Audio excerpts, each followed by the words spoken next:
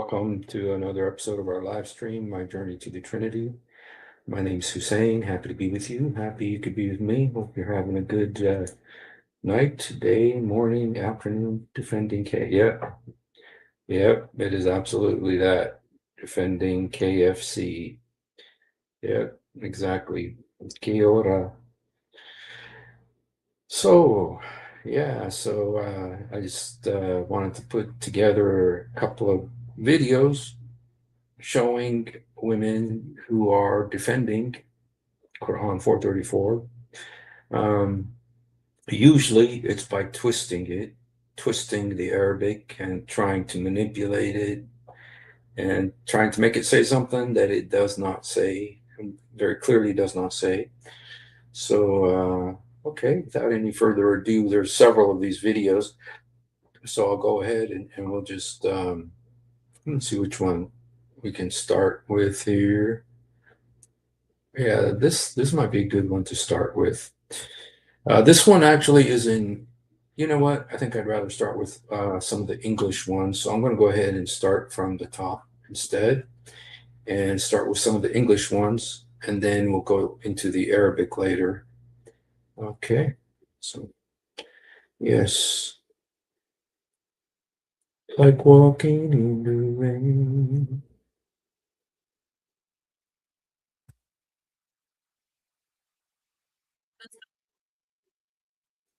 Okay, let's go see this one. Hello, Jess Janice. Hello, Andrew Martin. Hello, Jack Ray. God bless you guys. Okay. Beat his wife. Oops. Strike them in the Quran. First, Quran truly allow a man to beat his wife because the word wadribuhun, strike them in the Quran. First of all, for those who don't know the verse, وَاللَّاتِي تَخَافُونَ نُشُوزَهُنْ, as for those women from whom you fear rebellion, فَعَظُوهُنْ, advise them, وَهْجُرُوهُنَّ فِي الْمَضَاجِعِ, then abandon them in bed, وَضْرِبُوهُنْ, then strike them. First of all, let's analyze the root word ضرب in other verses in the same Quran to get the overall meaning of it. للفقراء الذين أحصروا في سبيل الله لا يستطيعون ضربا في الأرض. For the poor who have been restricted for the cause of Allah, unable to move about in the land. ضربة في الأرض. ضربة في الأرض. You know what? There's an English phrase. It's talking about, they translate it here, move about the land. El-ard is the land. El-ard is the land. And so what, she's saying here that that this word darab, it means like to travel about the land. So does it make sense if your wife disobeys you, speak to her, desert her in bed, and then move about the land? But the word is so clear in the Arabic. You go back to daraba and all this, but there actually is and we'll see this again, when it says about move about in the land, I mean, using the word daraba as daraba, like to hit, it literally is like the English saying to hit the road. The famous song, hit the road, Jack, and don't you come back no more, no more, no more, no more. It's exactly the same type of thing when it says, darab al-ard, hit the land. It literally means like hit the road. And so, but it does, but the word there, when it says hit the road, it still means hit. I mean, that's one of the weakest because it literally means, your feet are kind of, slamming against the road, hit the road. It literally means you are hitting the road in a sense. And so that really doesn't, and the word in Arabic, udrubuhunne, literally means this is something you're doing to them. It's something you're doing to them. And the word in that verse is not daraba, it's udrubuhunna. It very clearly has an imperative. It's imperative. It's a command. Udrubu hunna, the women. Them, the women. So this cannot be what she's saying here, and it doesn't make sense. In the Arabic, it doesn't. But if you're speaking to a bunch of non-Arabic speakers, you can pretend it sounds impressive because she does speak Arabic, but it's not being true. It's not being true to the context or the tense of the word. You know, the word is very clearly a command, and it's a command that has in it the specific action to hit. It's in an imperative form because it's commanding, and it tells you who to hit. Hunne. Okay, and hunne, them, clearly goes back to wives. So sorry, very weak. يا أيها الذين آمنوا لا تكونوا كالذين كفروا وقالوا لإخوانهم إذا ضربوا في الأرض.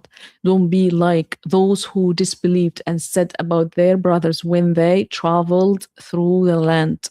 Word is daraba fil ard. They hit the land literally with their feet, you know. أفنضرب عنكم الذكر صفحة. Should we turn away the reminder from you? فضربنا على آذانهم في الكهف سنين.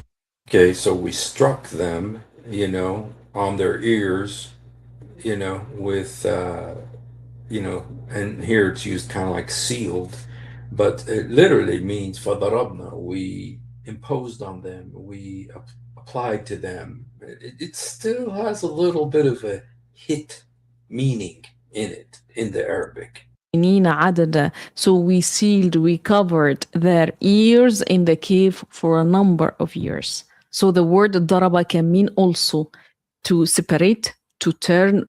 You know, the way that she says it means to separate. Well, in the verse 434, it already said separate. It says, "Wa'azhum," speak to them. وَأُهْجُرْهُمْ فِي الْمَضَاجِعِ, don't sleep with them. Separate from them. It already has separate.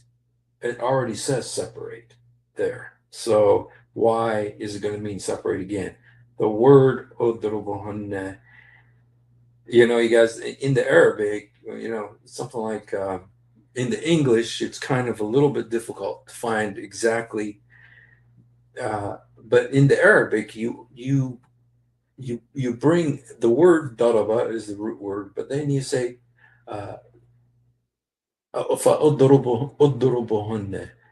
You know, there's in that word the one receiving the action and the one that is applying the action. You know, there's the actor and the acted upon.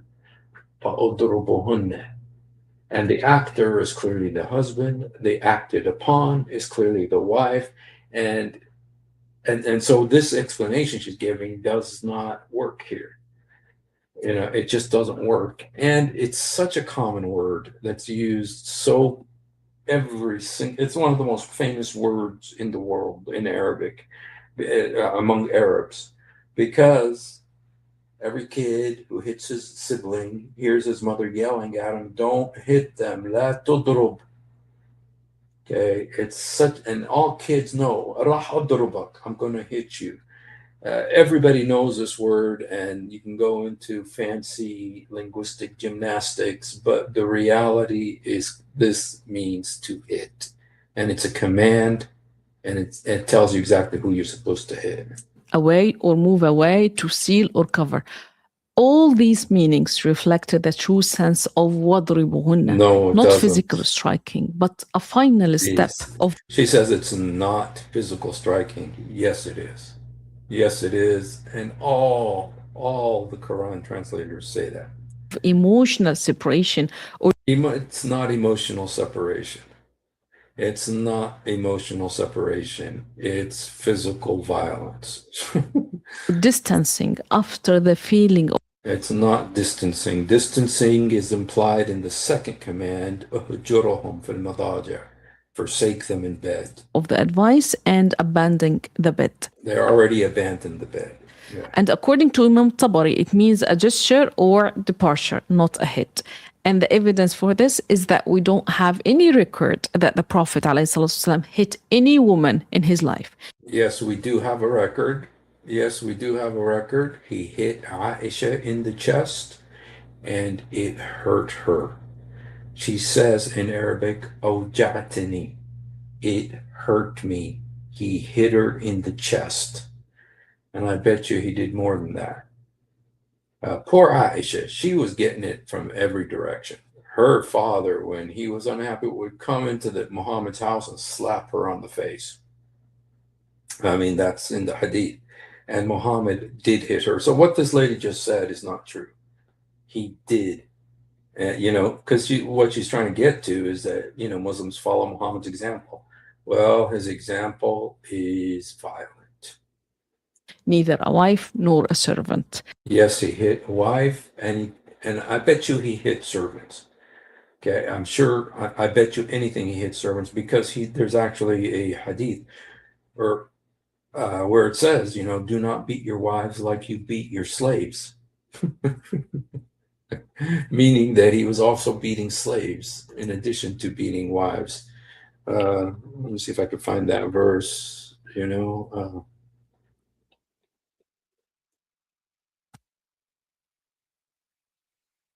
And Muhammad is very uh,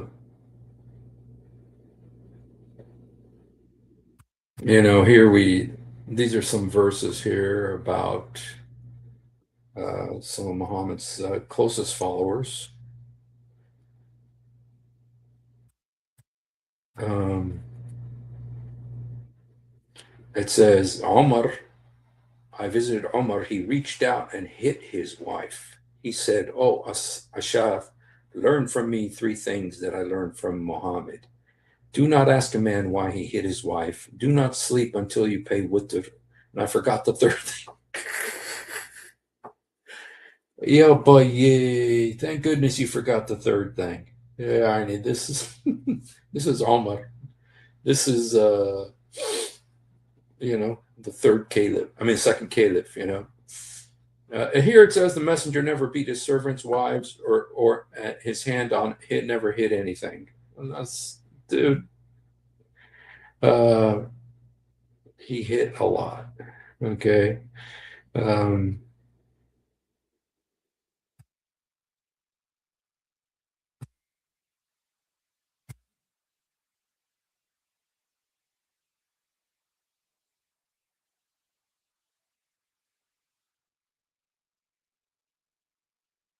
okay.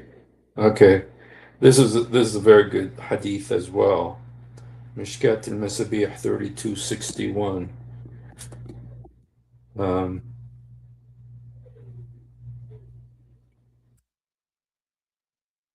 let's go there. Mishkat al-Masabih 3261. Okay, right here, 3261. Marriage. Yeah, boy, yeah, what do you expect Muhammad's going to say about marriage? 32. Okay, I almost got it here. 3261. Uh, the messenger is saying, "Do not beat God's handmaidens." But when Omar came to God's messenger and said, "The women have become emboldened towards their husbands," he gave license to beat them. He said, talk Rasulullah, نساء كثير يشكون أزواجهم. عمر الرسول دئر النساء على أزواجهن فرخص في ضربهن. Okay, now if you're going to believe this, because the word darb is used very liberally in this, it says right here, Muhammad says, "La tudrubu ima Allah." Do not hit. And the word is daraba. The word is tadrubu. The word is daraba. Okay, which means hit. And I know this lady, if we were to ask her, what does this mean? La tudrub ama ima Allah, do not. She's going to say that means don't beat them, even though it's the same word that right now she's trying to say it means something else. Okay, so this word right here is the word in Arabic, tadrubu, which means hit. La tadrubu, do not hit them. But then, Fajat Omar, boy, Omar bin al-Khattab, what a troublemaker, man, he was. What a blight on women. I mean, he just was so bad. فجاء عمر and said, ائرن النساء على أزواجهن فرخص في ضربهن. So it says the women are being emboldened towards their husband. So Muhammad, um, uh, he gave like a rakhas. It's funny, but if you ask like a driver's license, what is the word for driver's license in Arabic? It's rukhsa, which is license. Here, farakhas, he gave license. Fi darba un, for it to hit them. He gave permission, license to hit them. Um, And then many women went to Allah's Messenger complaining their husbands, and he said, many women have gone around Muhammad's family complaining to their husbands. They are not the best among you. They are not the best among you. So Muhammad's uh, support to women, now that's assuming that this is talking about the husbands, because it could be talking about the wives, that they are bad for complaining about being beaten. Okay, but I know a lot of Muslims say that Muhammad said, well, the men who beat their wives are not the best among you. Is that the best he could do? First of all, his Allah commands men to beat the women.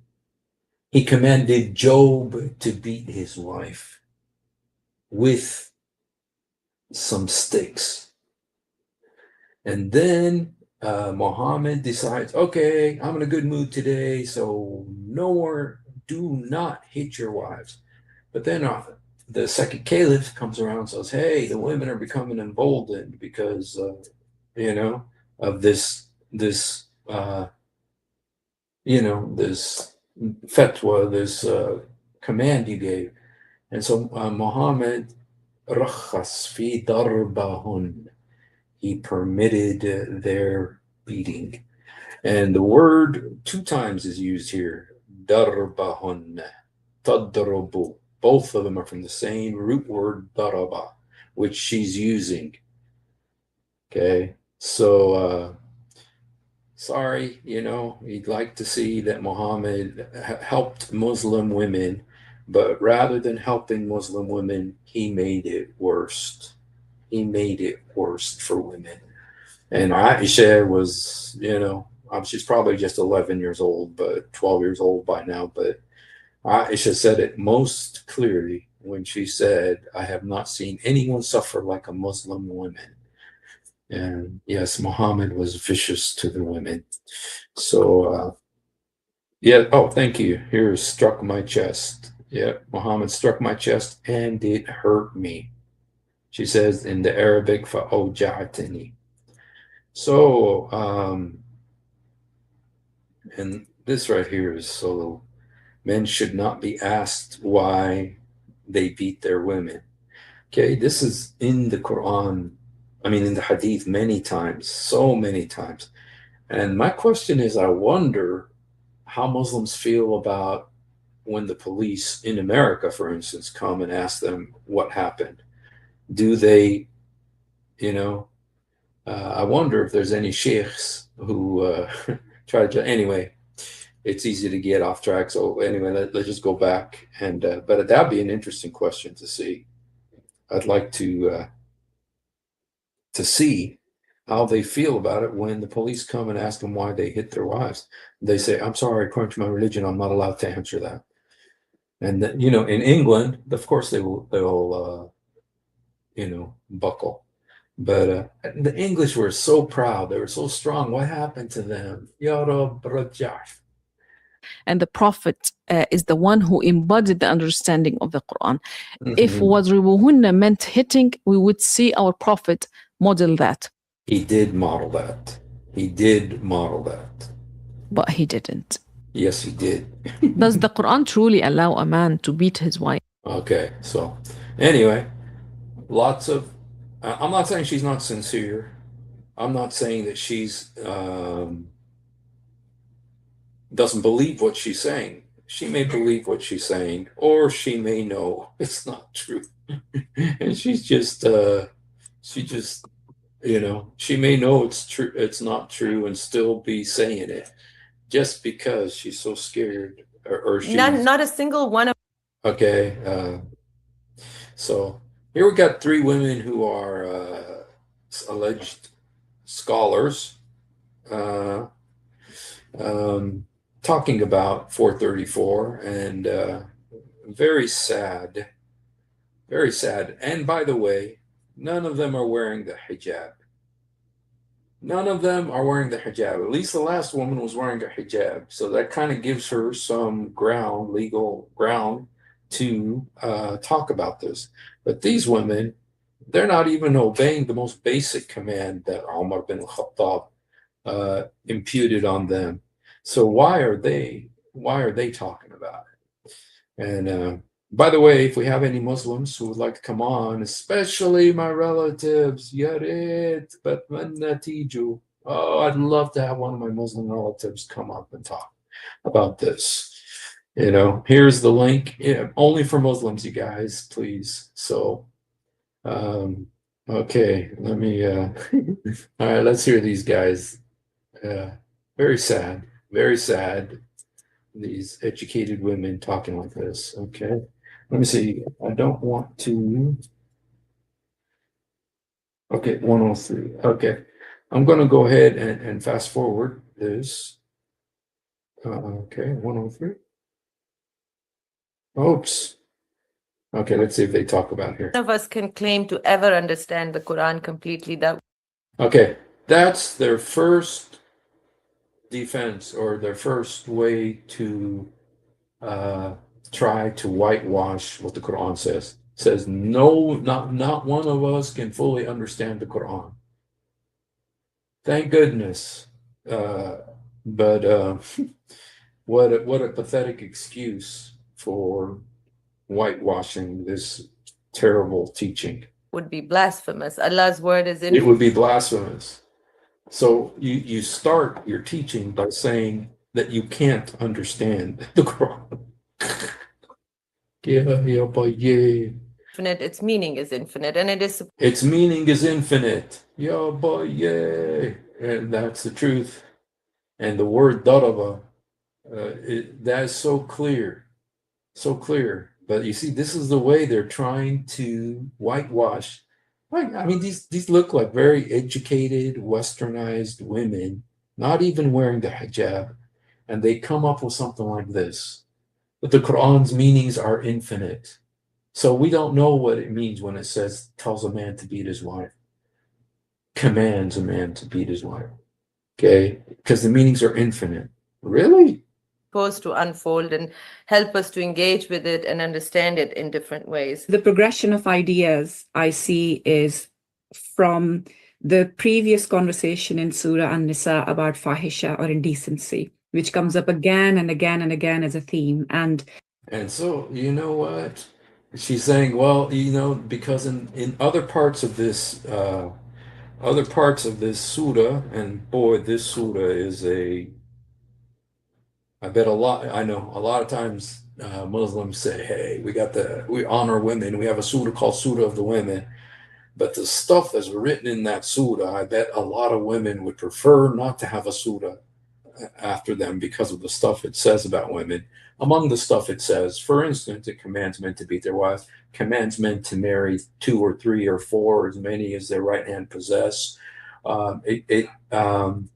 It says that a man can have sex with his stepdaughter as long as he hasn't had sex with her mother yet. So if he marries a woman but then falls in love with her daughter, he's allowed to have sex with the daughter as long as he hasn't had sex with the mother yet.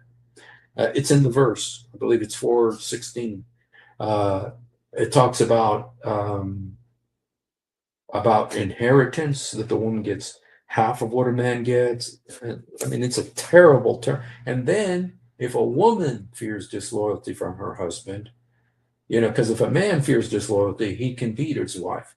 But in verse 128 of chapter 4, it says, if a woman fears disloyalty from her husband, she's allowed to abdicate her rights. She's not allowed to preach to him. She's not allowed to forsake him in bed. She's not allowed to beat him. No, she's allowed to abdicate her rights as a wife. That's literally what it says, guys. It's literally what it says. So when she's talking about Surat an-Nisa here, it is a total loser for women. We would be linking that with nushuz as well. I know Lena would be linking that with nushuz. So the way I read it is that women who are devoted to God, qanitat, an outcome of that devotion would be obedience. So obedience is an outcome. Being qanit is an attitude, obedience is the outcome. And if you're obedient to God, then even when you have the opportunity to commit indecency in private, you're not going to take that. You're going to stay away from it. Beautiful. So, not a single one of us can claim to ever. Okay, beautiful. Oh, so beautiful. My goodness, it's so beautiful. Okay, but let's they actually have a little bit, they say a little bit more. Let me just, it's a different video though, but it's the same group of women. Let me just put that in here. Okay. Not Okay. something is true or not, is to look at it through the lens of the Quran. Mhm. If it's compatible with the Quran's message overall and its spirit, or in particular on a particular issue. them. But I think it becomes problematic when we say that of the Quran as well. Dr. Fazl Rahman uses the word ilan for that. Understand the Quran. Take them out of their textual context. So, Okay, so now you got to take it out of textual context. reading the Quran, it's very important with regards to this. This verse is an excellent example, actually, in make the point. I approach this verse very much by reading the verses before it first. Okay, so how do you get away from the fact that it's commanding men to beat their wives? You read the verses before it. If we were to read the verses before it, it's no better. It's no better. Okay, but anyway, look, these look like very educated women. It's like, hey, there's this horrible thing in your book, and what is your solution? Read the verses before it. Okay. And I usually, like, if someone refers me to a verse, I will go back not just 2 or 3 verses. I'll go back like a page or 2. So So don't just whitewash it by reading the 3 verses before it. Go to a whole nother page. It's like, that's one way to get rid of it, of the word, the command to beat your wife, is read the page before it. So it's very important to do that, to understand the flow. the flow does nothing to the word. The flow doesn't erase the word. Flow of the Quran. What point is it trying to make? What is It's very clear the point that it's trying to make. What point is it trying to make? Look, I don't know. This woman might someday watch what I'm saying about what she's saying. And I just want to say, in case you ever see me talking about what you're saying, I just want to say that it feels very forced, strained, because you have to protect the Quran. You can't not protect the Quran, and so that and it's so unfair. I just want to say that I think it's very unfair for you to do this, because there's a lot of women who don't have all the education to read the page before and the page after, or who have husbands who do that. They just know this verse. and they're beating their wives all over the world because of this verse. And for you to try to justify, to beautify what is obviously a very bad thing for women I believe it's very bad for women. And I wish that you would um, not try to whitewash it by telling them read the verses and the pages before it and then the verses after it. Why don't you just deal with the fact that it says this, and then be honest enough to say this is a very bad verse, this is a very bad command. Men should not obey this command in the Quran. You want to stay Muslim, you're free to do what you want, but just tell men, no, don't obey this verse. Okay, do not obey this verse of the Quran. I know that's a problem for you, because if you say don't obey this verse, then what other verses are you not supposed to obey? The whole thing you have to throw out, because the Quran is take it or leave it. You can't take out verses and say I don't want to obey this one. But you're not doing that. It seems like you're saying no, just read the verses before it and read the verses after. It's like I don't think so. The subject at hand, and then you continue flowing into fourth. The flowing, the flowing, 34. and you flow into 434, flowing into 430.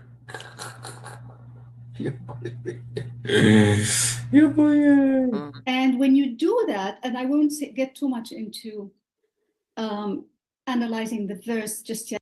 You should analyze the verse. I'll just mention a few things. So for me, when I do that exercise, and then I go 432, 433, and I land at 434, and I read the first part of 434, it's a continuation of the inheritance verses. It's a continuation of inheritance, whatever it is. Now, the other woman says it's a continuation of the fahisha, of the immorality mentioned in the verses. So for her, it's about inheritance. For the other one, it's about immorality. Either way, you still end up with a verse commanding men to beat their wives. Okay? And an explanation of, or a commentary on the inheritance issue. Let's leave it there for a moment. Let's leave it there. Get into it just yet. And then, I read, it's quite a long verse, isn't it? It's like several sentences. So there's a lot that's packed in. So then I will read the whole of that, and I won't stop there. I'll continue. So in the case of 434, for example, I find 435 very, very telling. Yes. So I continue on. So, that's what you do. You read the page before it.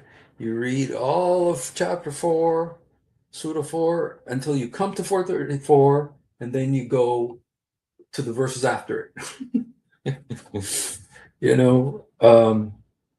So far, they've not dealt with the issue. They've come to it. They've read what's before it. They've come to the verse, and they've already gone on to the verse after it. With 435, and I read the rest, 436, 437, but 435 in particular turns out to be very relevant. It sheds light on 434. And then there's a third and last thing that I always do is I look at the verse and I say, well, where have these concepts that appear in this verse appeared elsewhere in the Quran? And I go and I pull out those verses and their contexts and look at them, do the same exercise with them. And then I come back to 434 and try to understand it. And so again, I'll give just one example. It's so easy. It's so easy to understand it. You don't got to do all this. It's Allah's clear words. Kalam Allah al-Mubin. These are Allah's clear, perfectly explained words. Okay, so all this isn't necessary. I know you gotta try to whitewash this because it's so bad for women.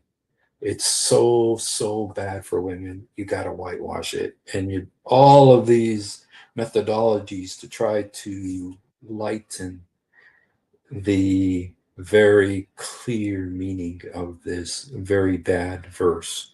In verse 434, the word nushuz appears. And so the obvious question is, well, has nushuz appeared anywhere else in the Quran? Let's go It's also in verse 128. see what it has to say there. And I Mhm. go there, I look at the verses before, the verses after, try to And it's also very bad for women. Very, very, very bad for women. understand it. And then I bring that exercise or the fruit of that exercise back to looking at nushuz within this verse. And then I have a more, hopefully, inshallah, well-rounded and complete understanding, or at least attempt at understanding the verse. So anyway, this whole exercise here is pretty much the same. Do they sell paddles with?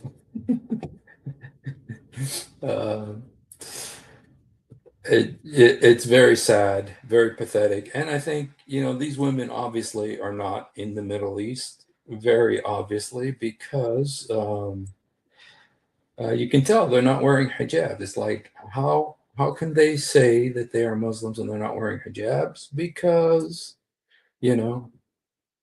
um, I mean, if they don't even obey that, how seriously can you take them? And then with this lengthy, oh boy, yay, you got to take 6 week, project here to understand each word from the Quran. And sometimes the Quran is unclear. True story. True story. There's so much in the Quran that is unclear. It even admits that. It even admits that it's unclear. But this verse is not one of those unclear verses. This is so clear. It's so clear, and it has shaped the Islamic civilization from time of Muhammad. So this isn't one of the unclear verses. This is a very clear verse, and it's a very good reason, and one of the best reasons why no woman should be a Muslim. Okay, now this is going to be Layla Bakhtiyar. Layla Bakhtiyar. Now I can do a little test here. Let's see if I ask you guys, see if anybody here knows. Does anybody here know Layla Bakhtiyar? Do you know who she is? Let's just see if there's no cheating, no chat GPT or Google. Ammo Google. That's what Father Zechariah calls her, Ammo Google. Does anybody know Layla Bakhtiyar? Because she's a very, her name, you've heard her name on my live streams at least quite frequently. Anybody know? Okay. For those of you who don't know, I'll just go ahead and tell you. Well, the singer, no. There is a Layla. There is a singer named Layla. Plus, there's a song called Layla by Eric Clapton. And by the way, I do know how to play the lead for that. But Layla, got me on my. But no, that's not the singer. Not the song either by Eric Clapton. But actually, Layla Bakhtiyar is a Quran translator. It's one of the few women Quran translators. So she's going to try to explain this a little bit. Let's see how much we can glean from her insights. And the problem is, no, wait a second. Before I do, I just want to see.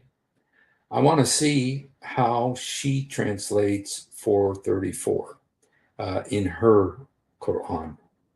Okay. Okay, let's see. Does she have it here? Where is it? Oh, this is the way they're doing it now. Okay. Let me look for Layla Bakhtiyar's Quran because she's one of the few women Quran translators. But let me just read to you first of all how she translates this in her Quran. Just 1 second here. There's been a couple times where her translation is actually good. I don't know. I can't remember if her translation was good on this particular topic. We'll just see here. Leila Bakhtiar. I'm looking for. Oh, there's a Linda Bartow. Yeah, boy, yeah. Okay, Sammy, Kari, Sayyid, Ahmed. Okay, just one second here. Where's Leila? Oh, shoot. They didn't have it? Is that possible? There is a Bakhtiari, but it's not hers, it's somebody else's. And so I don't see her translation here. Leila Bakhtiar, Maududi, all these guys. There's Ali Bakhtiari, maybe he's a relative of hers. Aisha Bewley, it's another female translator, Aisha Bewley. Whenever I see a revert, so-called, okay, here's Leila Bakhtiari. Okay, let me see what she says in her book. Okay, and those females, let me put it up so you guys can see it. Let me just put it up first of all before we see what she has to say about this. Let's just look at how she translated in her Quran. Okay, is it the Sublime Quran? Here it is, Leila Bakhtiar. It says, and those female whose resistance you fear, admonish them, abandon them in their sleeping places, and go away from them. Go away from them. They already abandoned them. Okay, they don't need to go away from them again. So she's sorry, Leila. Sorry, very disappointed, very dishonest. She produced a gender neutral. Boy, yay, try that. See how welcome a gender neutral Quran is in Mecca. Take it to Mecca and see how the gender neutral Quran is received there, or Medina. They'll do another Uthman, they'll burn it. But okay. All right, let's just hear a little bit of what she says. Unfortunately, it's very disappointing. But let me just see what time. Okay, 4:34. Okay, we're not going to listen to very much just because she rambles a lot. But similar to the Old Testament or the New Testament. In the first place, you've had to change the translation to do that because the Arabic continues and read the English as you're going along and get the blessings from the Arabic, but understand the meaning as you're reading the English. So these are some of the different characteristics and qualities that I was looking for in a translation. And then, of course, the other major area was in chapter 4, verse 34, where the English translations have all said, husbands who fear disobedience on the part of their wives first admonish them, then abandon their sleeping places, then beat them. Idrabahunna. So when I looked up the word daraba or idrab, and I understood it from the teachings that I had, it has 26 different meanings. So why are we choosing a meaning that's harmful to another human being? It just doesn't make sense. And it is all of the meanings are harmful to women. I mean, not to men, but to women. To women, it's always harmful. And the same word is used again, you guys. By the way, in the Quran, the word daraba was used again in the Quran in regard to a wife. That's with Job. In the Arabic, Job is his name is Ayub. Ayub. And so, and there, Allah commands Job, take a bunch of sticks and beat your wife. Hit her with it. Udrubaha. Using the same word, daraba. So Job is commanded to hit his wife using the same word, okay, with a bunch of, in fact, it says, Udrubaha, it's worth showing it to you. Uh,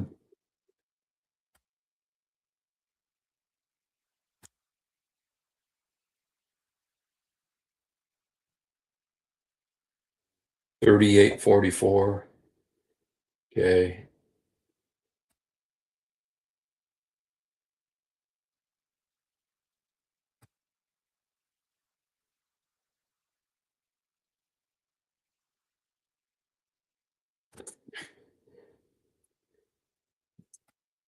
the reason this is 38 important to see this is because it's using the same it's using the same word that she's here is trying to say means something else. So just in case there's someone who reads Arabic, it says here وَخُذْ بِيَدَّكْ دَغْفًا فَأُضْرُبْ بِهِ. Here's the word daraba. فَأُضْرُبْ. Again, it's imperative. أُضْرُبْ. Strike with it. Okay. So, and this is to Job. Allah's commanding Job to hit his wife using the same word that's used in 434. So there's no way around it. And so again, she's not doing women any favor. Most men in the Middle East are not going to read her Quran. They're not going to read Leila Bakhtiyar's Quran, English Quran, and they don't really care what she thinks.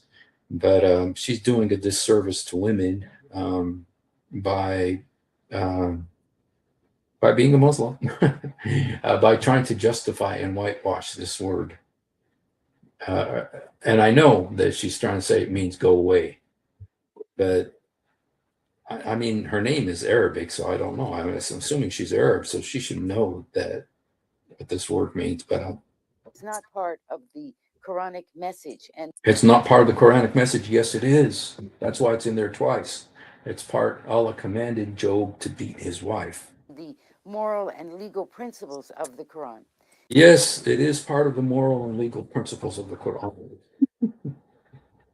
You can rewrite what Islam is, to fit into your Americanized or Western. And look at her. She's not wearing a hijab either. It's like, and she's a Quran translator, and she's not wearing a hijab. Dude, it's like, give me a break. Then I realized that, of course, as we Muslims all know, the Prophet never beat any of his wives. Yes, he did. Yes, he did. He hit me on the chest, and it hurt. So they're being dishonest. And we're all very proud of the fact. Are you proud? Now I feel like I have to.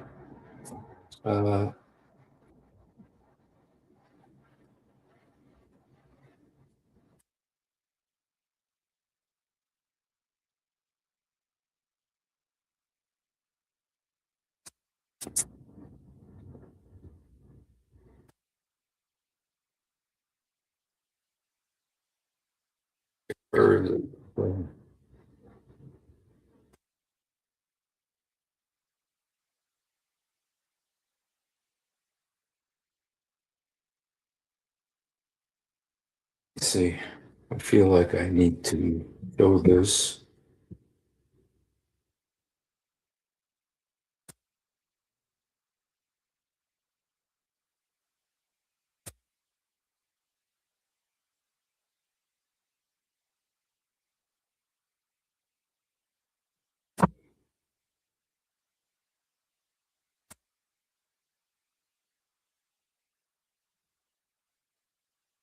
Okay, it's right here. Okay, just so in case there's somebody here who's a Muslim and doesn't believe that what these women are saying about Muhammad is not true, here is the verse right here.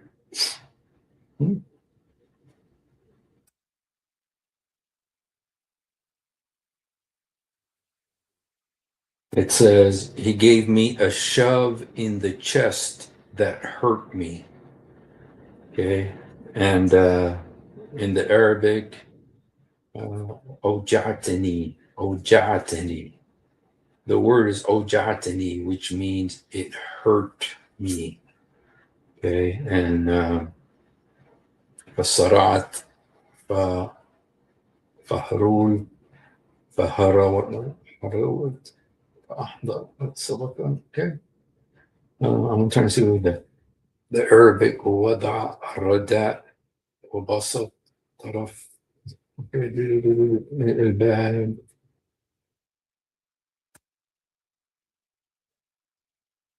in the Arabic. But, yeah, okay, yes. فقال مالك يا عائشة قلت يا رسول بإني okay.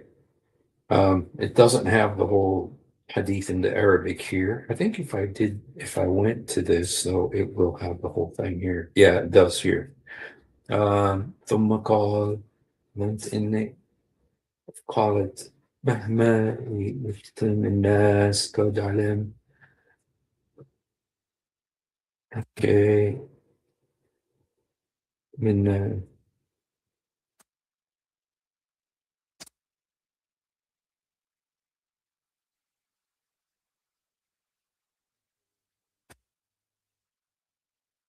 here it is.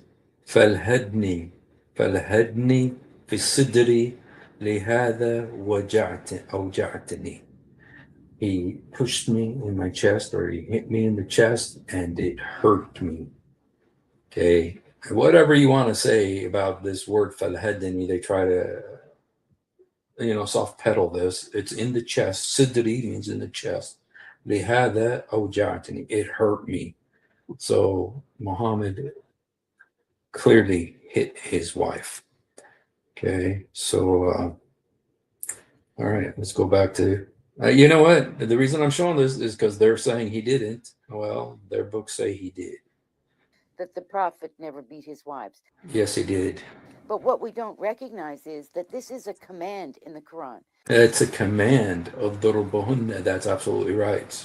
So we have to say the blessed prophet, peace and the mercy of God be upon him, did not carry out a command of God. Now, what is more?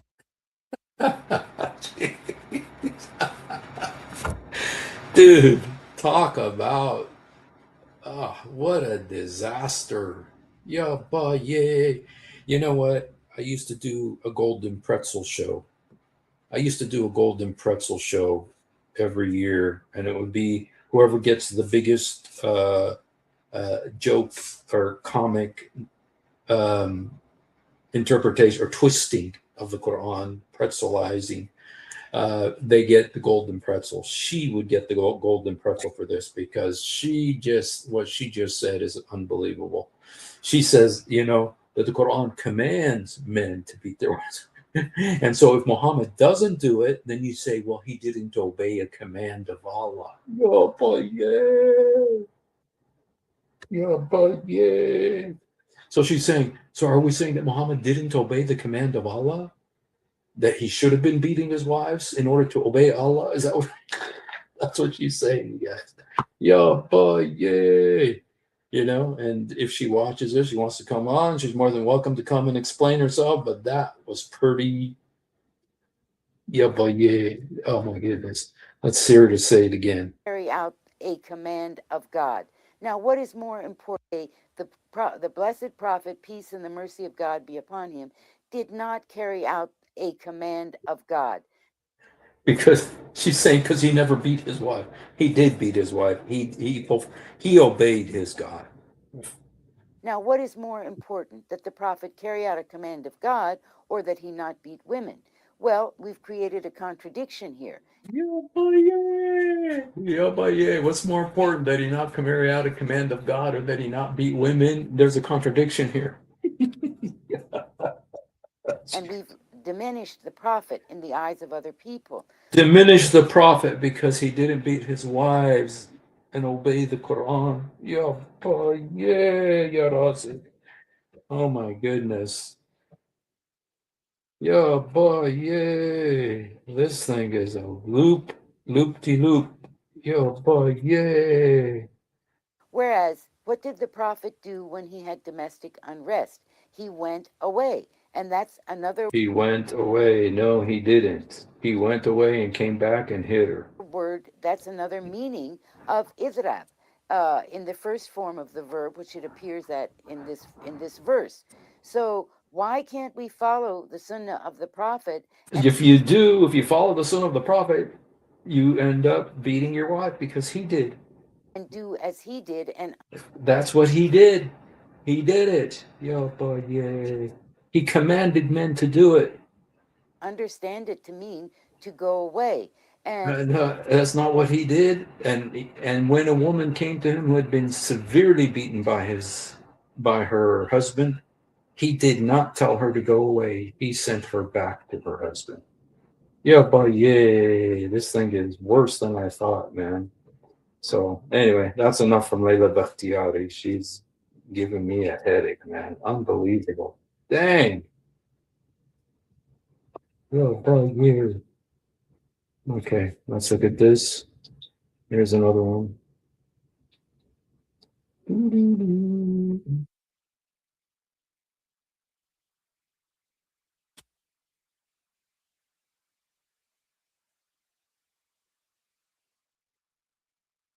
I've listened to some. Oh, this is Layla Bakhtiari again. I don't want to listen to her again.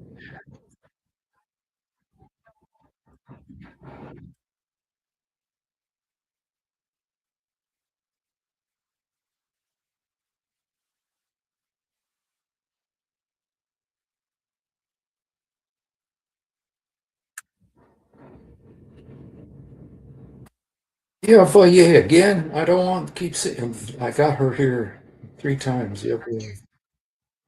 Sorry, guys. Oh, yeah. Okay, here's another one. Now, some of them are in Arabic, and so I will translate the ones that are in Arabic as we read them.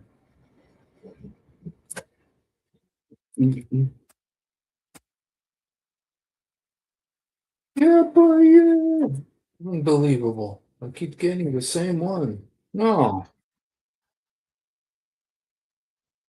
Let me do this again. Sorry, guys. Okay.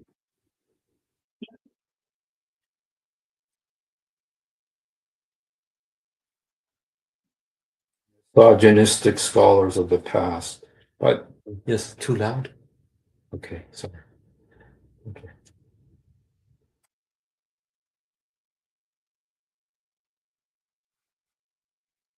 How have you been introduced to Islam? Yeah, boy, yeah.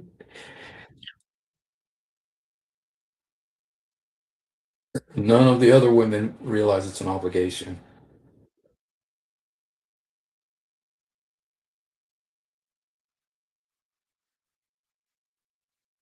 A misunderstanding of 434. I don't think so. By the way, on her jacket is written Philistine, which is Palestine.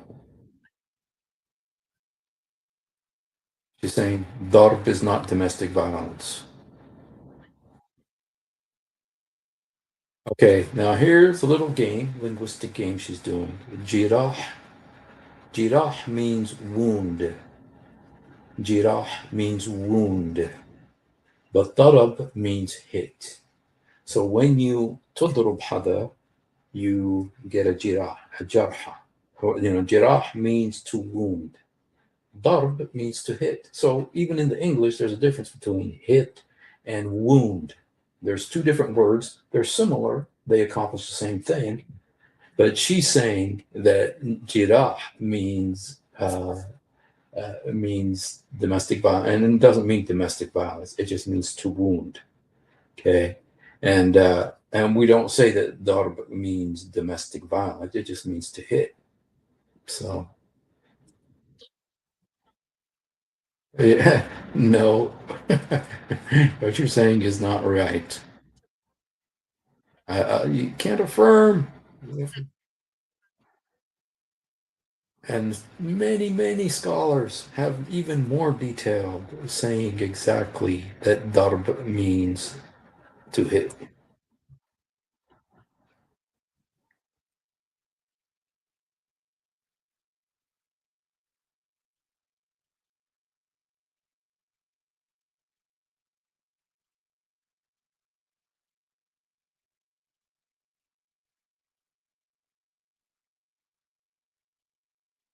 But that doesn't it doesn't matter what she says about what you can take to court. Our problem is what it says in the Quran. And you know what, you guys, we all watched the situation with Sister Aisha, the one Muhammad Hijab's hotel wife, that she went to the unmisogynistic scholars of England, of ICE, not ICE of America, the immigration and enforcement, but the ICE of Europe, which is the Islamic Council of Europe. She went to them, and what did they do? They said, "Oh, what Muhammad Hijab did is halal." She couldn't get no help because it's all halal. It's in their books, and she's saying that the courts are going to rule in favor of the woman.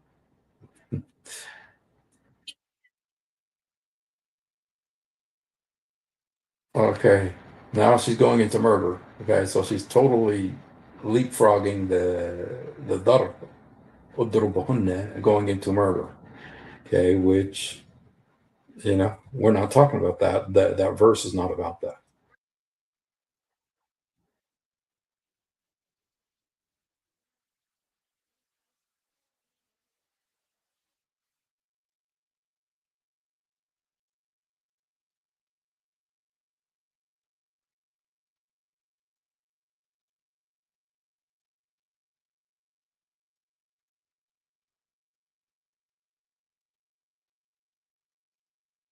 No, the problem is what the Quran says. The problem is what the Sunnah says. That's the problem.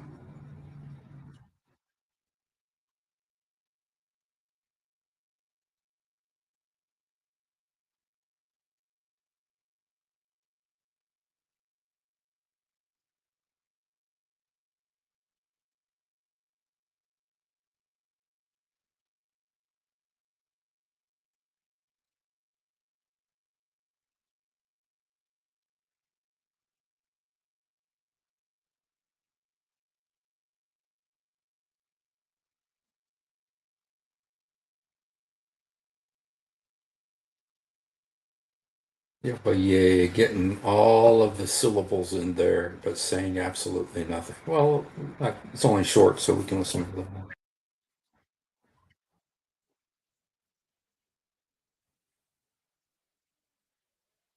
No, I don't care who your scholars are. What worries me is who your Allah is and what He says in His book, and who your Prophet is and what he acted out in his Sunnah.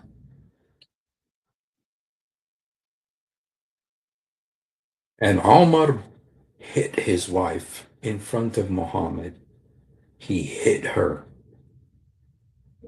When Muhammad says, "Don't beat your wives," Omar came to him and says, "Hey, women are being rebellious," to where Muhammad instituted uh, violence against women again. You know,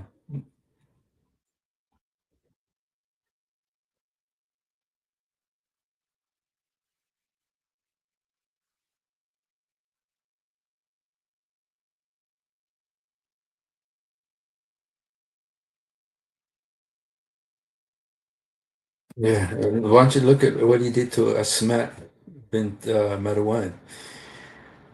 Okay, she's unfortunately. Oh, shoot! Did I not show you guys that?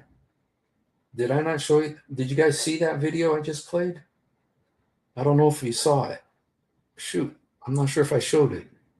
Did you guys see the what I just?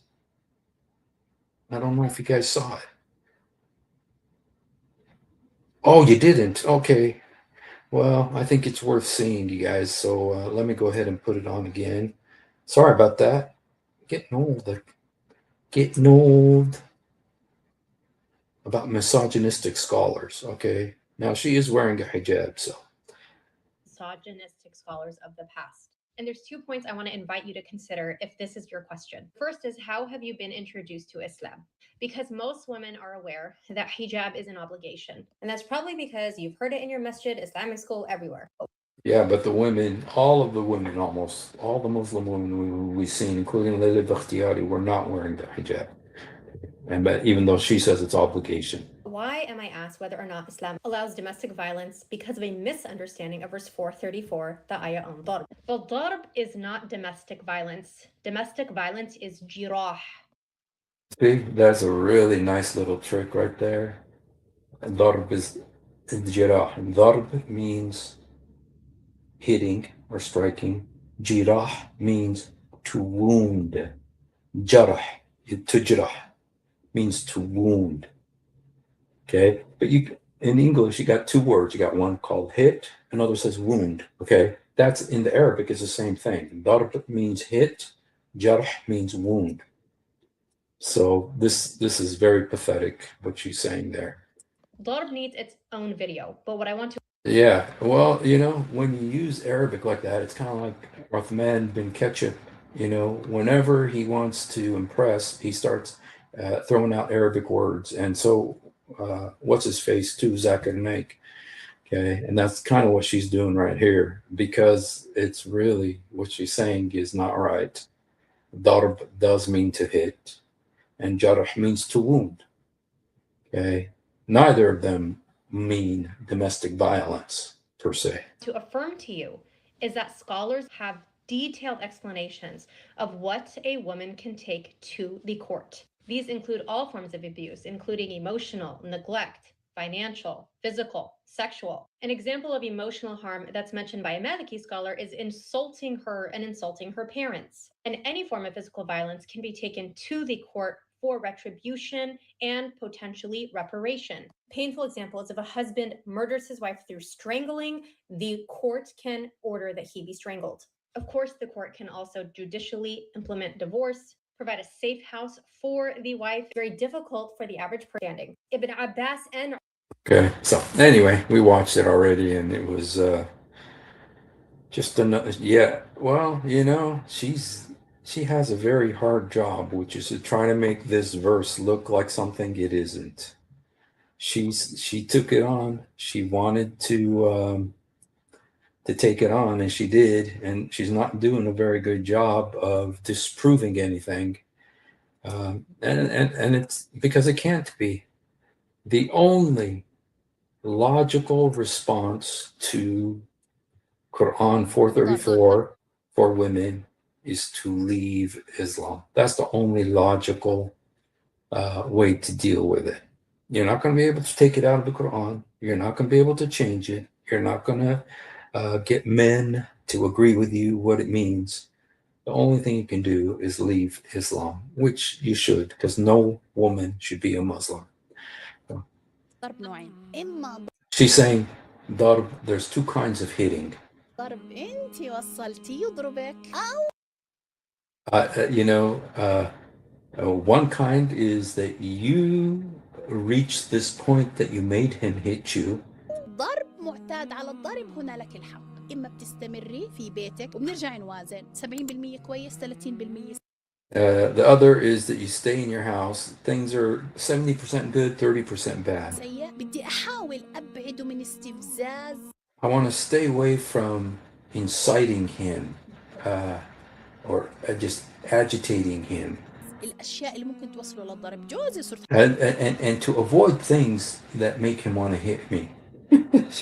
حافظه زي اسمي وبعيش معه بال70 الحسنات فإن كان أنت السبب كيف كنت And sometimes maybe you're the reason. How? أشتغل بدائرة بالمحكمة بمحكمة جنوب عمان فمرة One time there was, I was in the court. I think she's a lawyer. She says I was in a court in the southern part of Amman, Jordan. التقى فينا الله يجزيه الخير القاضي بحكي And then the judge met us. لنا لو جاءتك امرأة أنا He said, what if a woman came to you? دائرة الإصلاح ما أنا عينها طالعة لبرا Her eye is swollen, والشرطة ماسكة زوجها وداخلين and the police have her husband in custody. عليكم إنه بدهم طلاق لأنه المرأة مهشمة فأنا And the woman is requesting divorce. من حميتي كأنثى بحكي I said, as a female, and my passion as a female, له دكتور أنا بوقف معها وبساعدها I said, I will stand with her and I will help her يلي أخطأتي يا دلال بقول له ليه because it's my nature. بحكي لي لأنك أنت ما بتعرفي شو عملت لحد ما وصلوا لهاي But the judge said to her, "You don't know what she did that got her husband to the point that he beat her. You're not taking into consideration what she did to get him to beat her." النقطة بتحبي تسمعي مثلا Would you like to hear it? بتكون ضلت تستفز فيه She kept on aggravating him. She kept on aggravating him تستفز فيه تعلي صوتها to lift her voice, تصرخ تسب وعادي to insult and to cuss, للأسف في نساء بتسب على أبوه وأمه and insult his father and mother. سمعتها والله العظيم لو كسرت دار عليها مش قليل And this lady was, what a pathetic thing to say. Yeah, but yeah. So I think that, I don't know, but I think that may be the last one. No, I got one more, you guys. Sorry, this is painful to watch. This is really very sad and painful to watch these. So here, let me go. This is the last one.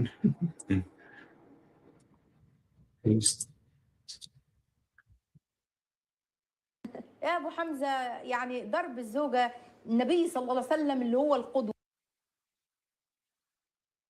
Okay, saying, okay, about hitting your wives, Abu Hamza, the Prophet Muhammad is our perfect example.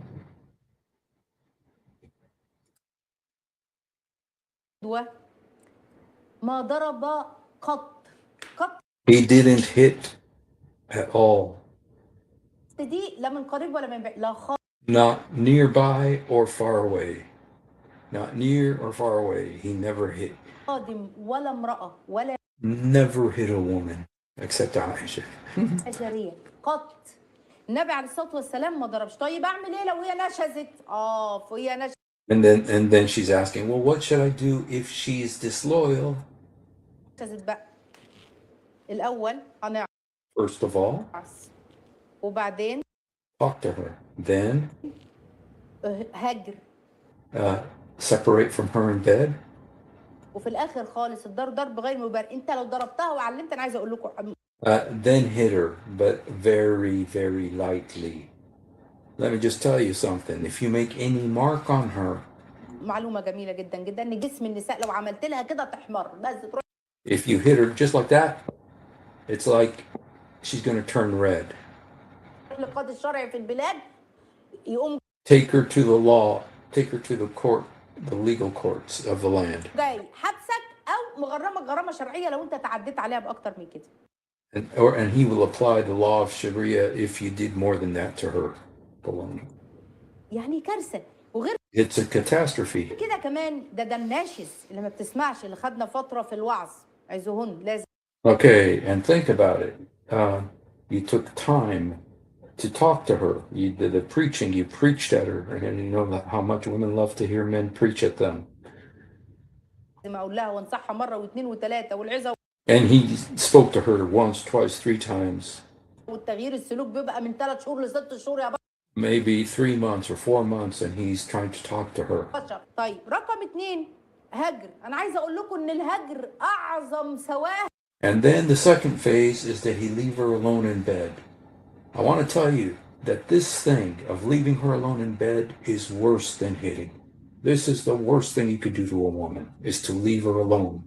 على المرأة وأعظم أثر وبيبقى أثره سيء جدا. It's more devastating to a woman to be forsaken in bed than to be beaten. إنها تنضرب ولا تنكر ولا تتقال ولا هجر إنك تهجر. ما بقولش السلام ما بخصمك ما هجر غلط. لكن أضرب أبو حمزة لا ما عندناش. But beating? No, we don't have this. الإسلام أعز المرأة. Islam respects and elevates women. والنبي عليه الصلاة والسلام له قدوة ليه عملت إيه يعني؟ And the Prophet, who peace and blessings be upon him, is an example for everybody. يعني عملت إيه عشان تنضرب يعني؟ واحد بيقول لك والله العظيم لسه واحدة بتقول لك شالني هبدني كده ورماني في قلب الأرض وبعدين شفتي You know, somebody says, well, he picked me up and he threw me down on the floor. فاكرة مكالمة مرة جات لنا Is this honoring women? وأمه بعت أمه بس هو اللي ما جاش. أنا كمان عندها استعداد تسامح. ما بنقومش ولا بنقلب حد على حد بس. We're not making anything up. يعني الرحمة حلوة يعني. Mercy is beautiful. Mercy is beautiful. And رحمة حلوة. Poor lady. والوسطية حلو. لا يجوز الضرب والإسلام. There's no permission to hit. لم يحل الضرب بشكله اللي انتوا شايفينه ده. And Islam does not permit hitting in the way that you see. إلا بعد 3 مراحل على الأقل. Except after the 3, steps, probationary steps or whatever, where you preach to her for months, you separate from her bed, which is worse than hitting. Then تكون عديت سنة و2 في الوعظ. You've been preaching to her for a year or 2. I mean, before it was months, now it's years. والإرشاد ليها And guidance to her. والصبر عليها. ولو And you've been so patient with her. ضربت ضرب مبرح على. Okay. And if you hit her and make a red mark, تروح لو في قاضي شرعي إسلامي في البلاد. There's a lawyer, there's an Islamic Sharia judge يغرمك ويدفعك who's going to injure you and make you pay. ده بالقاضي الشرعي. طيب This is Sharia law. Right. اعمل ايه؟ ادعي الله سبحانه وتعالى ونصحها يا بنت الحلال انا بحب ده ما بحبش ده وامسك نفسك. How do you do it? You say, look, my baby, I like this and I don't like that. امسك نفسك عند الغضب وعند Man, control your anger. Control your anger. الحاجه ما تعرفش نفسكم للغضب وللضرب وفي الاخر Don't let your anger lead you to the point of hitting. اخر تيجي تقول لها كذا ويعيط يعني بعد ما يضربها يجي يعيط تقول لها سامحيني وما تسيبينيش وما And then afterwards, after you hit her, you come and say, I'm sorry. تسيبيش البيت. طب ليه يا ابني؟ And don't leave the house. كنت بره اعصاب. هي ذنبها ايه المسكينه دي؟ Anyway, she's blabbering now. But wow. Dude, how disingenuous was all the stuff. Hey, Alauddin. Alauddin was here, you guys. You should be ashamed of yourself. At your age, you still live. You lie about what? I lied about Islam? What did I lie? What did I lie? I didn't block you from the chat. I didn't block you from the chat. Here's the link. If you want to come up, come up. In fact, I was going to come up the other day when you were someplace. I don't remember exactly where you were, but you were explaining things almost as good as these girls are explaining things. And so I was going to come up, but I was busy. I couldn't come up. But if you want to come up, here's the link. You're welcome to come up. And you guys, this is Alauddin. And I'm sure you guys have heard of him. And we're praying that God will break the power of the satanic control on his head and set him free to know the Lord Jesus Christ before it's too late. He's on all the channels. He goes on all the channels and uses the same 3 arguments and that he's been using for 10 years. He's been coming on my program for, well, as long as my program has been around, he's been coming on. And so anyway, he was, let me read the note he said. He says, 30 years, okay.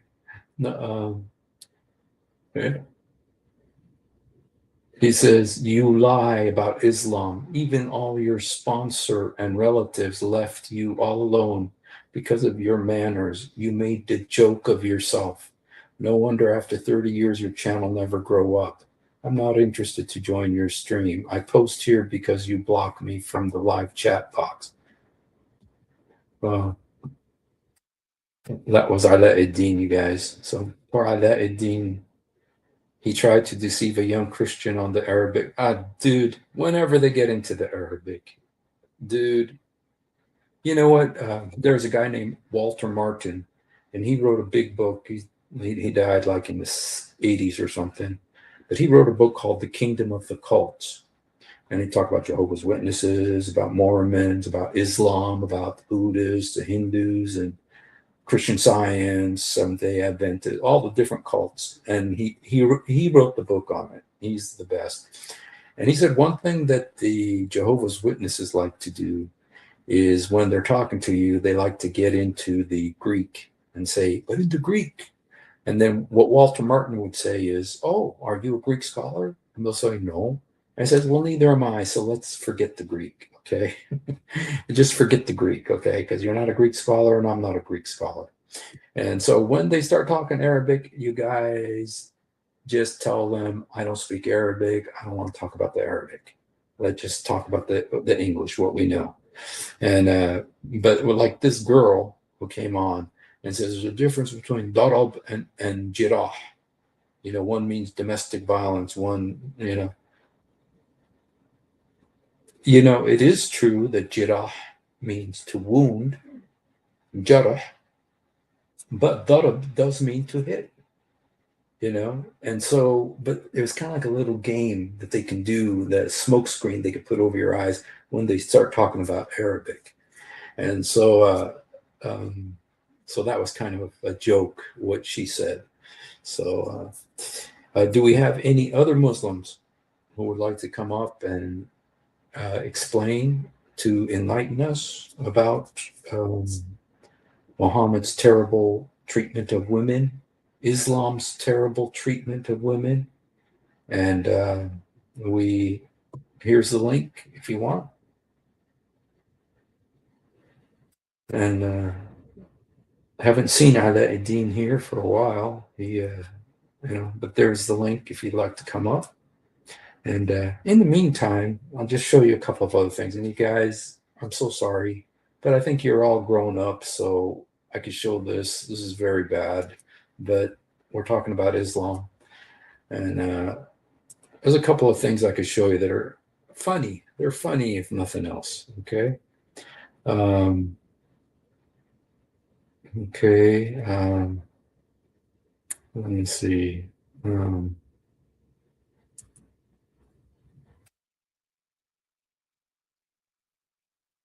These are some hadiths that really, if you were to ask me, and some of these are Quran verses and hadith that really show the glory of Islam.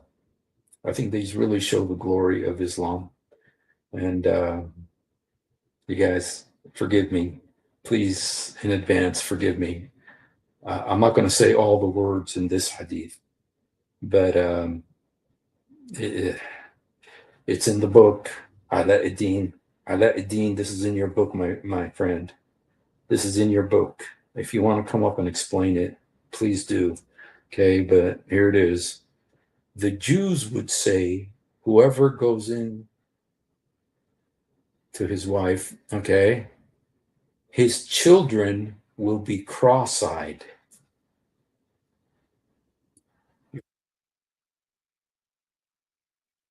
His children are going to be cross-eyed.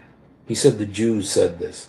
I looked. I didn't see nothing but the Jews. If anybody knows where the Jews said this, please come and inform us. Maybe, Alauddin, maybe you know. Where did the Jews say this? But look what this leads to. So Allah got involved.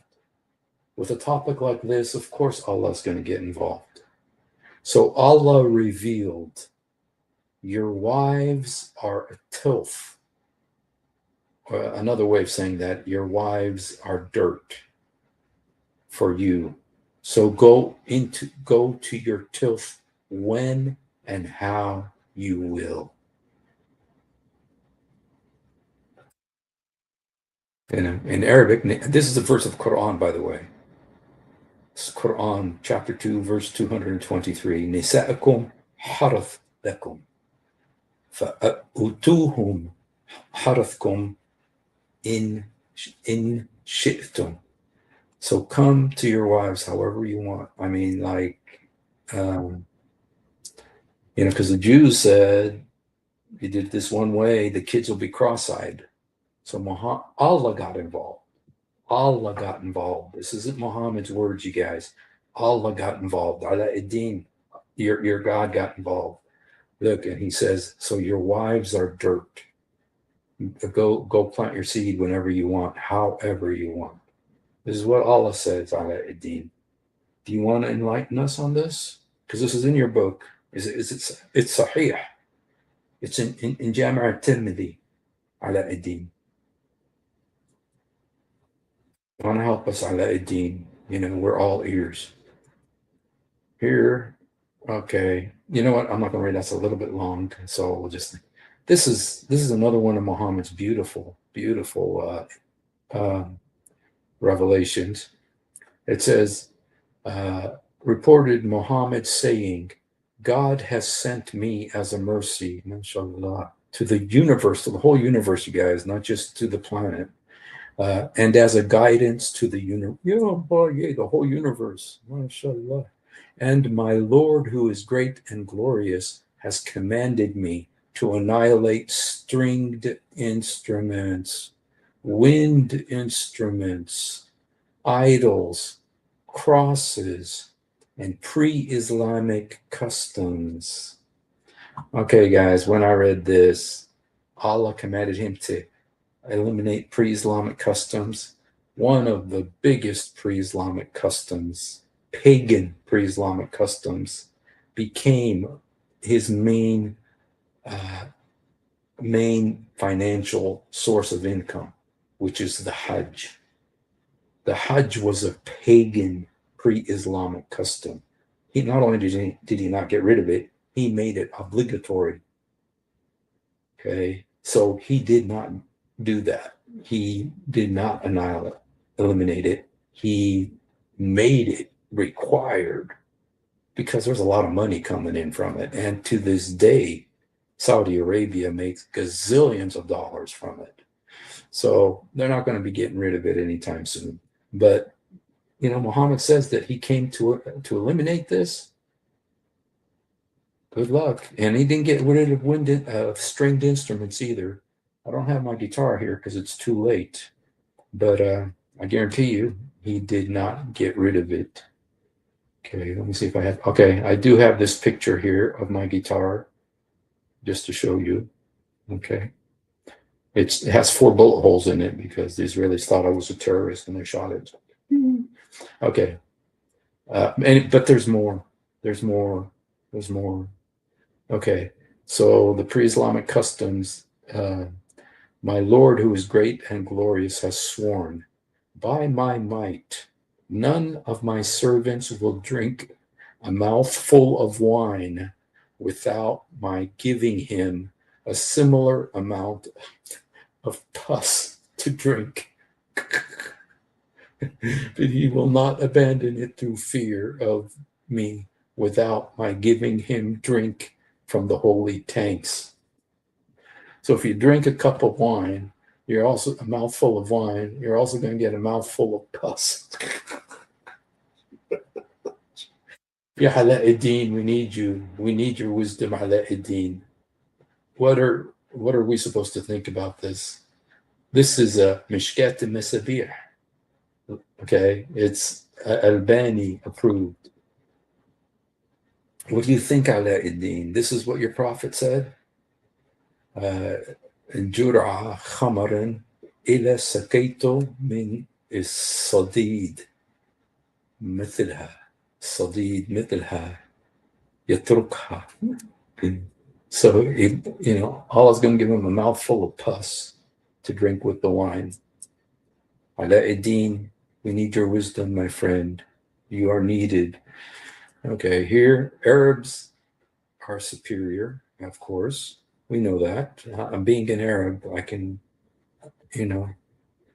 it says, okay, the majority of scholars agree that the Arab race is better than others. Okay, just as the Quraysh tribe is better than others, and the Banu Hashim lineage is better than others. So, all of you who are not Arabs, sorry, what am I supposed to do for you? Ala-ad-Din, and I know, that the majority of scholars agree that the Arab race is better. Hello, there's no supremacy intended. This is just the way it is. Please accept it. Quit being racist. Arabophobic. Okay, just kidding, by the way. Here's some more wisdom from Muhammad. It says, the sun rises between the two horns of Satan. And he said, the two horns of Satan rise with it. And when it has risen, Satan parts from it. When it is in the middle of the sky, he accompanies it. And when he has crossed the zenith, he parts from it. When it is about to set, he accompanies it. And when it has set parts from it, he parts from it. So do no prey at these 3 times. Yeah, boy, yeah. This is Sahih, you guys. So anyway, just some humor to fill the time. Alaeddin is scared of me, you guys. That's why he's not here. He knows I'll destroy him in 5 minutes. That's why he's scared to come join us, scared to come enlighten us on these beautiful hadiths about, just think about it, you guys. If you drink this much wine, it is. If you drink a mouthful of wine, Allah is going to give you, not Alaeddin, Allah, according to Muhammad, Allah is going to give you a mouthful of pus. So, okay.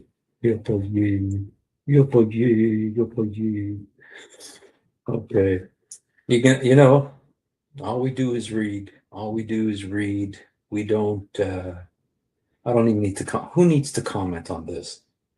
Who needs to comment on this? I could try to help you understand better by doing an illustrated sermon, like by acting it out to help enlighten and help people understand better. But who needs to comment on this? So I let it deem. You should be ashamed of yourself at your age. You lie about Islam. What did I lie about? What did I lie about? If I lied about Islam, what did I lie about? ساعدني يا عمي تعالوا نورنا. تعال نورنا. What did I lie about? This is what's in your books. And, if you're a woman, no woman should be a Muslim. No woman should be a Muslim. We showed you what the Quran says, what Muhammad said, what Muhammad did. No woman should be a Muslim. And as for the rest of the stuff about Satan's horns and all that stuff, nobody should be a Muslim. It's proof that nobody should be a Muslim. And it's not just Islam. You shouldn't be anything. You shouldn't be a Mormon. You shouldn't be a Jehovah's Witness. You shouldn't be a Buddhist. You shouldn't be a Hindu. You shouldn't be an atheist. You should be a follower of Jesus Christ, the Son of God, the true and living God. Ya Rab. Ya Rab. Hallelujah. And by the way, guys, go and watch the movie The Great Awakening. I love that book. That movie. It was really good, man. So it was a real blessing. So Islam is no bueno for nobody. Amen. Yeah, so all right, you guys. Well, shoot. Almost 2 hours. So, all right. If you haven't done it, Alaeddin. Oh, by the way, you guys, I know you guys are concerned. And so, yes, this is our Fred and Wilma Flintstone. This is Jack Dawson and Rose DeWitt Decatur. This is Abraham and Sarah. This is Leonardo and Ida Lisa. This is Esther and Ahasuerus. So anyway, but I know what you guys are worried about. You guys are worried about the Ayatollah. And, we do have evidence here. And you guys, according to the Hadith, he's going to get 124 gazillion of these. He's going to get 124 gazillion of these because that's what the Shiite Hadith says. Number three, you can hardly imagine. And this was the first day of Ramadan, third day of Ramadan. So, they may have lost some weight, in the preceding days of Ramadan. So, but he's still working on number one, you guys, because each encounter, according to the Hadith, is, some say 1,000 years, some say 10,000 years. So he's still with number one. And then he has 124 quadrillion. So I think the Ayatollah is, look how happy he looks. Have you ever seen a happy Ayatollah? Happy Ayatollah, man. By the way, somebody told me today that Ayatollah to the Shiites is like a pope. They consider him like a pope. He's a very super, they really like him and honor him. And by the way, I'm not a papist. I don't follow popes, but just that kind of gives us a point of reference. So, all right, you guys. Well, thank you. And this is the most important message. I choose to know nothing among you save Jesus Christ and him crucified. If you haven't done it, please do it now. Ala ad-Din. I know you're still watching, hiding away there in the dark corner because you're scared of me. I don't blame you for being scared. I destroyed you so many times. I dismantled all your pathetic arguments so many times, Ala ad-Din. So I don't blame you for not wanting to come being embarrassed. But we still care about you and we don't want you to go to hell. So please do this now. Say, Jesus, help me. Jesus, forgive me. Jesus, come into my heart. Jesus, help me. Jesus, forgive me. Jesus, come into my heart. يسوع ساعدني.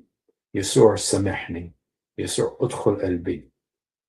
We love you, but much, much more importantly, he loves you. Have a wonderful night. And,